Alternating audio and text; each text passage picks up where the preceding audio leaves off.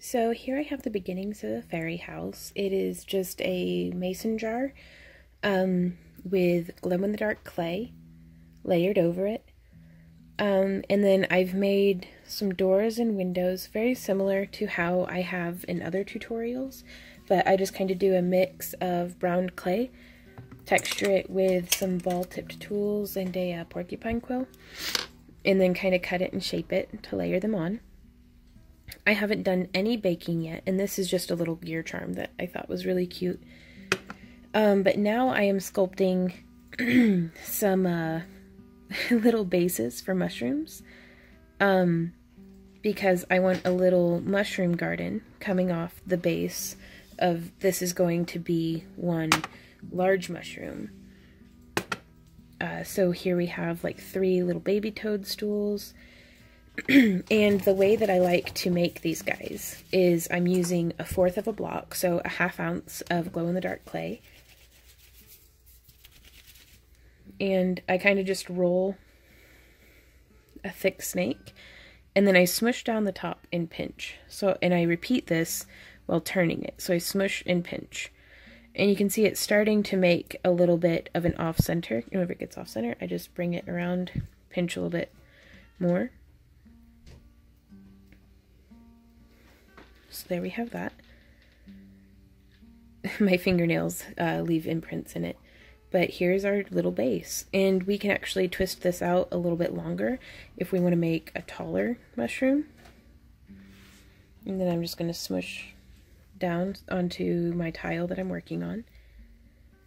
And I'm going to do one more big one and then break this one in half and do 2 smaller ones.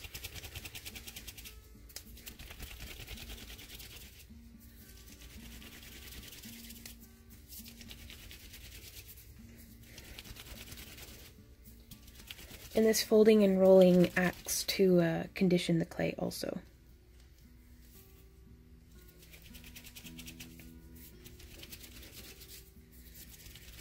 Now, this fairy house is being made for one of my patrons, who's in my Bypass the Giveaway tier.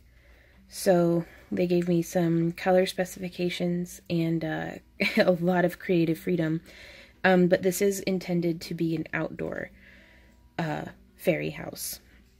And so with that in mind, we won't necessarily be able to always just put a candle up inside of it. So I am going to leave the base open though, so that they could incorporate some solar lights if they wanted to.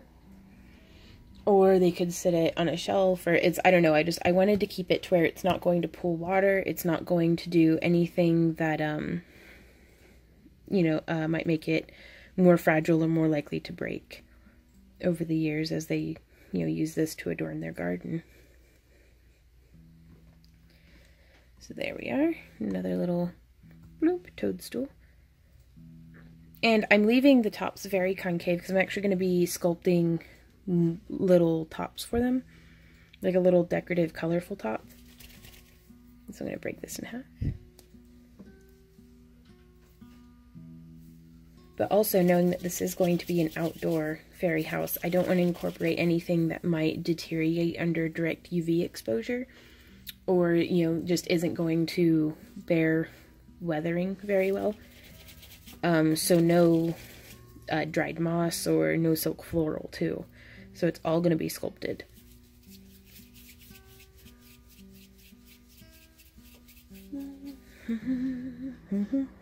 But yeah, for the smaller ones, I like to roll them into a little ball, and then I'm just pinching around this way. That way it makes a little bulb at the top, and then you can just pinch the sides of that bulb out.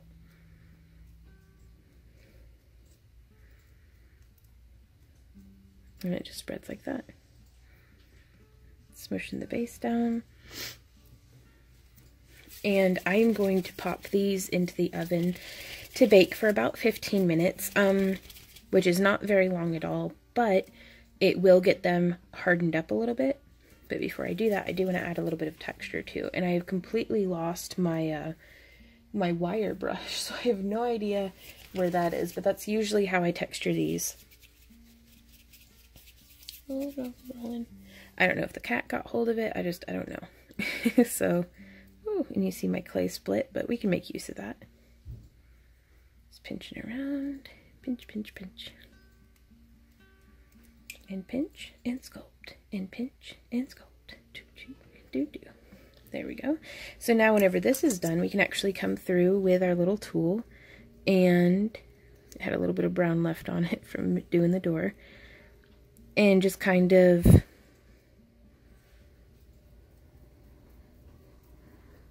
put some of these little gill lines that normally show up on the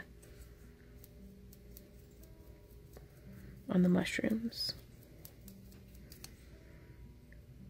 Woo! And drop it and smush it. But yeah, it's a lot easier to add these lines before it has been baked than to try to carve them in afterwards, because I really like being able to do them straight like this. Let me zoom in a bit for you. And then once I've gone all the way around, flatten it back out. Put a little bit of a twist in there, and that gives us some really nice texture. So I'm going to do this to all of the mushrooms and pop them into the oven, and then I'll meet you guys back here for the next step.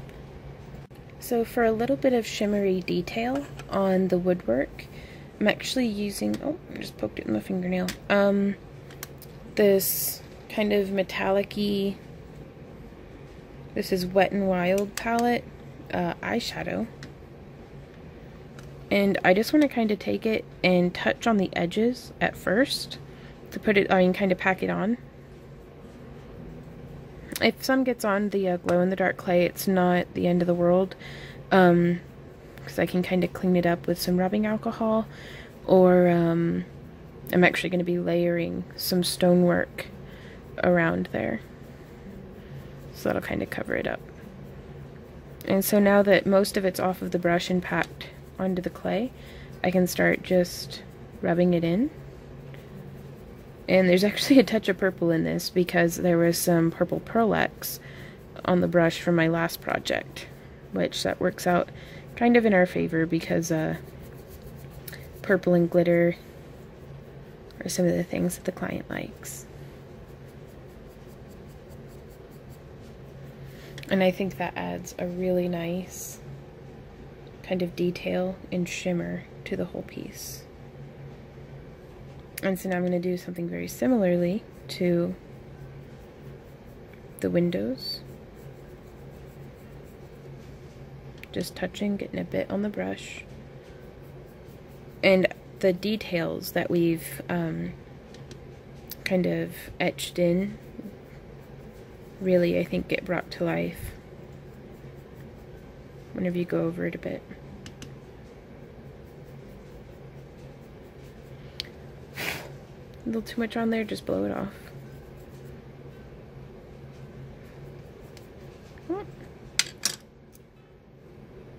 Some of these didn't make as solid of a contact as I would have liked. So I'm just going to use the handle of my brush to kind of pat that in a little firmer into the clay. And our mushrooms are still baking. I'm going to do some here in the middle too.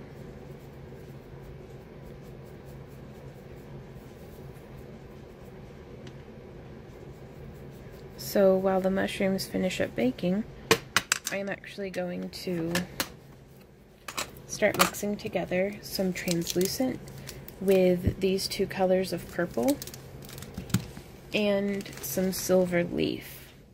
And we'll see how that starts to come together. So I'm going to get that in time lapse, and then we'll meet back here in real time to do the next step.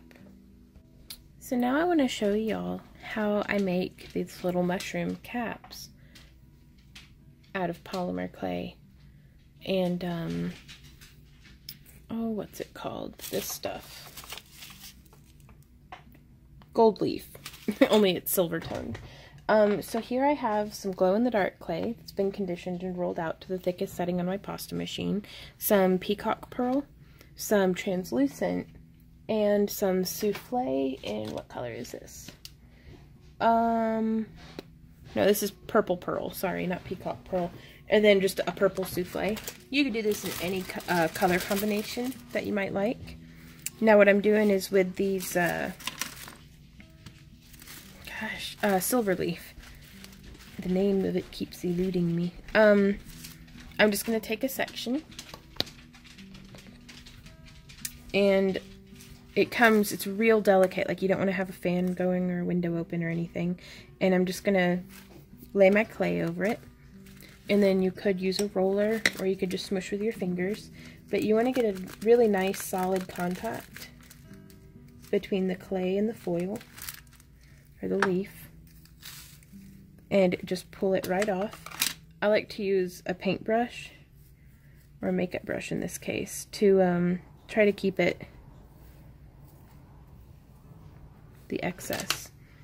If there's some hanging off the edges, I just pinch it up and put it on any naked spots on the clay, or bare, I guess. And I just want a really nice coverage of it. Okay. And then that's how it looks. If it stretches, it gets a really nice crackle effect, so that's something to keep in mind. And I'm going to do this to each layer. Actually, here's my translucent, so I've got my purple, and I'm laying it down so that there's some foil sandwiched between the two.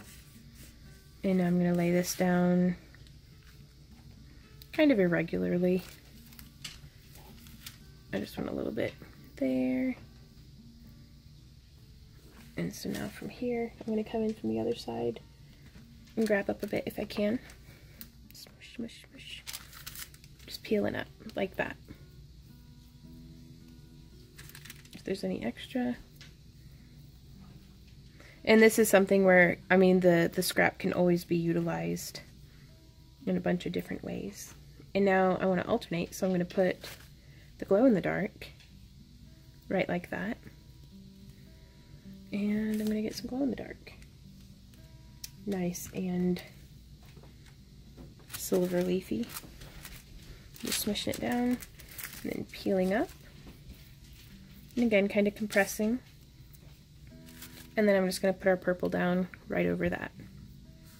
Put this sheet back in there, keep everything laying down, and just fold it over to store for later. And now from here, I'm going to cut this into 4 sections. And you could do this in any sort of way. I just wanted to show you what I was doing to get the result that I'm getting. And so I'm just slicing it, putting them so that they stack together like this. And then I'm going to pinch and smush and kind of distort. Get some twisting going in there, and then I'm going to do a fold and roll. And before I fold it, I'd like to twist and roll. Fold and roll.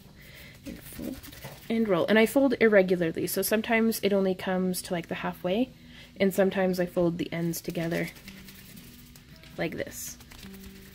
And I feel like that gives me some really nice variation in how it all comes together. I'm going to do one more, I think. Okay, oh, I really like that. The kind of blending that starts happening. So now I'm just smushing it out flat with my thumbs, and I'm going to feed this through my pasta machine on the thickest setting.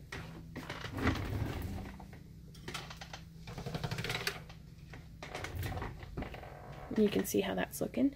And now I'm going to pick which side I like better. Kind of like this side better. So I'm going to fold it this way, and I'm going to feed it back through again. And you can see how that starts to really distort and give some cool layering and depth with the banding.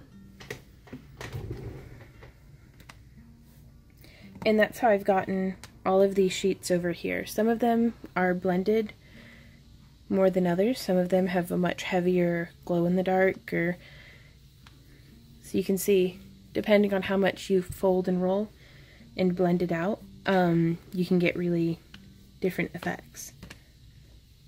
And so now from here, for this smaller sized, I just used this 2-inch cookie cutter, and I just cut a circle out.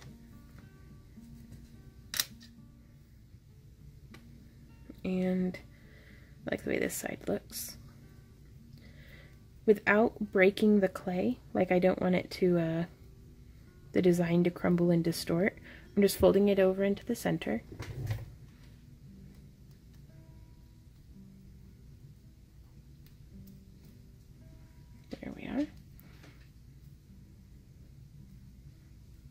and just making it into like a little ball.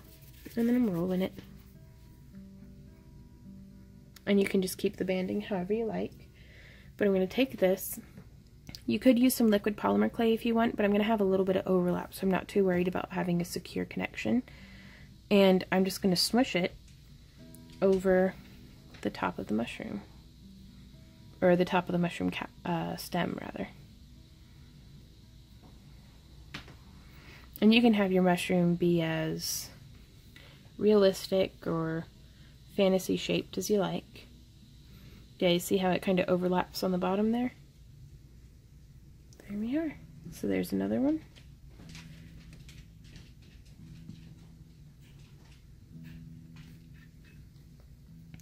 And then for larger ones, or smaller, we can just take this and we can smush and fold and roll as much as you like. I actually like this side better. So, I mean, again, there's many different ways to do this as there are people to do it. So don't feel like my way's the only way, or that your way's, you know, if you come up with something completely your own, don't ever feel like it's incorrect. If you like the result that you get, then it's right. Okay, so I'm taking one of my more medium-sized stems, and I'm just smushing it down with my thumbs. And I really like baking these guys. I baked them, I think I said 15 minutes at 275 degrees Fahrenheit. And that gives me, you know, something that I can press against without having to worry about distorting all the work that I did. There we go. And then you can take it and just kind of flatten out those fingerprints a little bit. And I really like the way that looks. And now I'm going to come through and add some little spots with more glow-in-the-dark clay, because I like spotted mushrooms. And then I'm also going to use this same technique to make a big mushroom cap for the lid of this fairy house.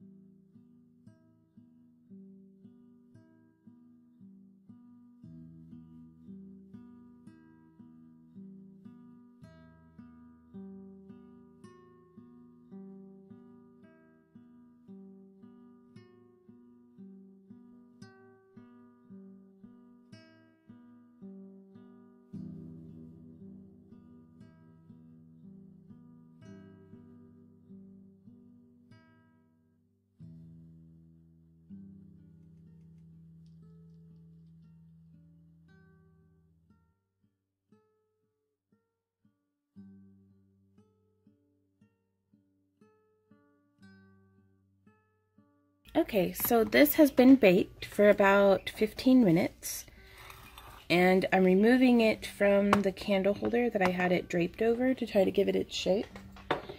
And I want to see how it looks on the project. And I love it. You can't really tell, but from that angle, but it's like perfect. Like, I love it. So now what I'm going to be doing is coming in from below. You can see here I actually have rolled out on, I think it's like number 5 on my pasta machine. Some glow-in-the-dark clay, but I want to build up this inside part just a little bit more. So here I have just some basic white Sculpey.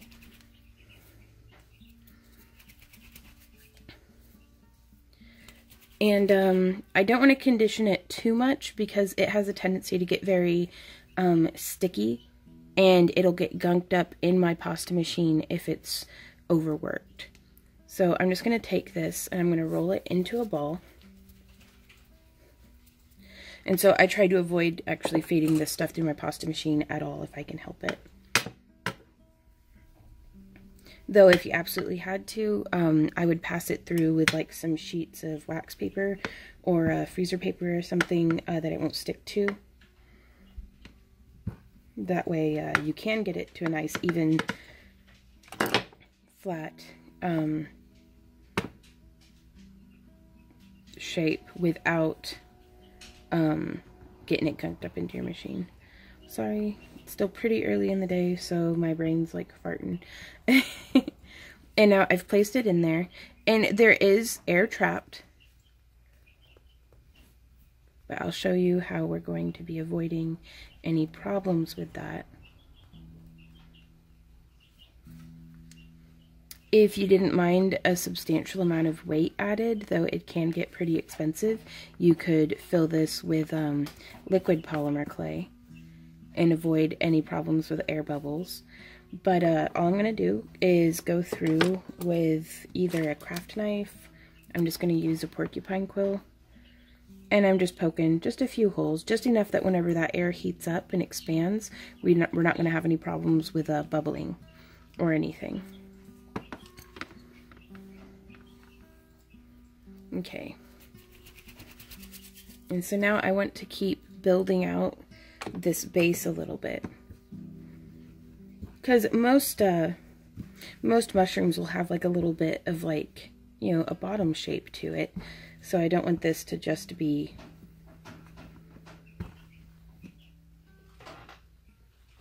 lined. Okay. So I'm laying it down in a circle. Sorry, you can probably hear them. I've got some chicks in a brooder to till they grow up big enough and with enough feathers and it's warm enough outside that they'll be okay. But so they're chirping in the background. They're also very excited because, you know, they're chickens. So they're jumping around in the cage and stuff. So I'm just kind of building in layers, really. Just snaking this out.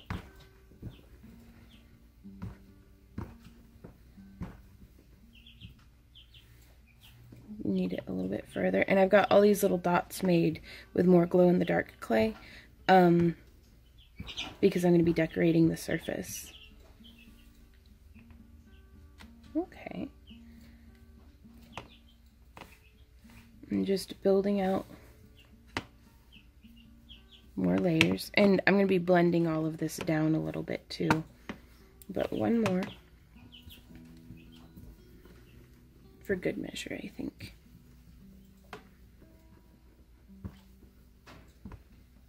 And this will also give us a little bit more of a cap for to sit on top of our jar too, I think. I don't know. I don't really know what I'm doing. I'm just kind of like, oh, maybe this will work. So hopefully this will work. Okay, just smushing it in with my fingers. And so now from here, I am ready to start pulling this off towards the sides. Kind of blending it out that line a little bit.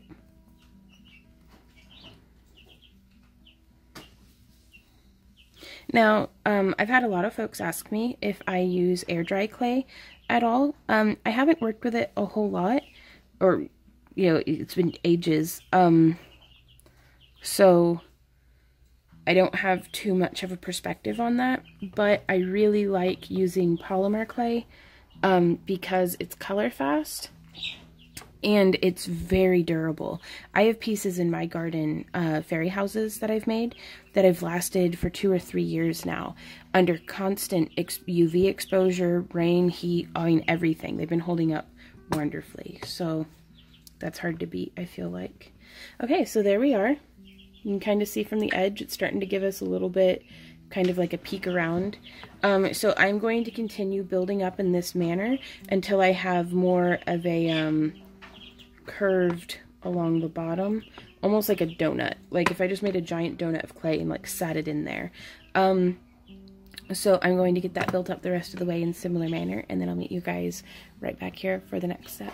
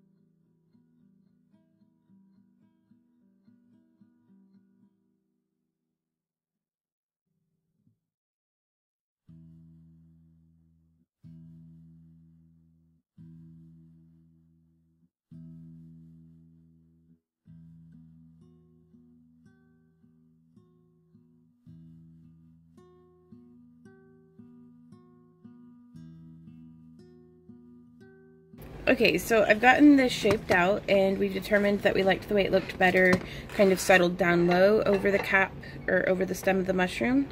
And so now I get to lay out the glow in the dark green. And again, this was rolled out to like a 4 or a 5. I think it was, I don't know, I don't recall. Pretty thin. It was mostly just to get it stretched over, all of what we've got going on here. So, and I'm just pressing it into the white clay.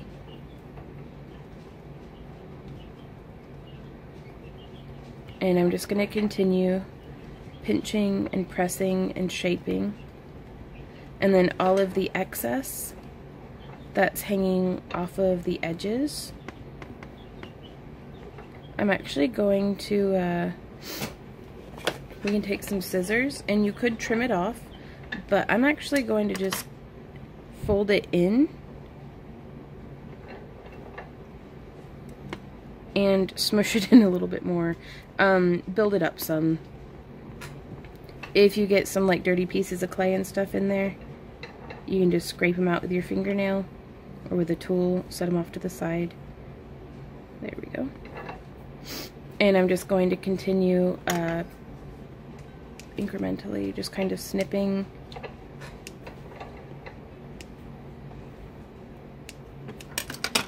And then once I have all the clay roughly shaped the way I would like it to be, I'm going to come through and I'm going to blend out all of these lines that doing the fold over created. And then very similarly to how we did on these smaller mushrooms, I'm going to be putting in little grooved lines.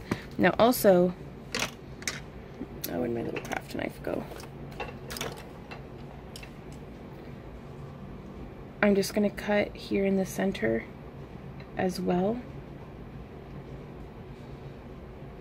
You could tear it, but I wanted it to be at least a little even. And just push this kind of down and in.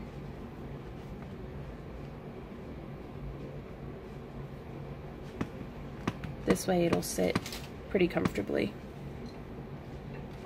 against the top of our mushroom stem. So I'm going to put this back into time lapse and then meet y'all back here again once we get all of this shaped.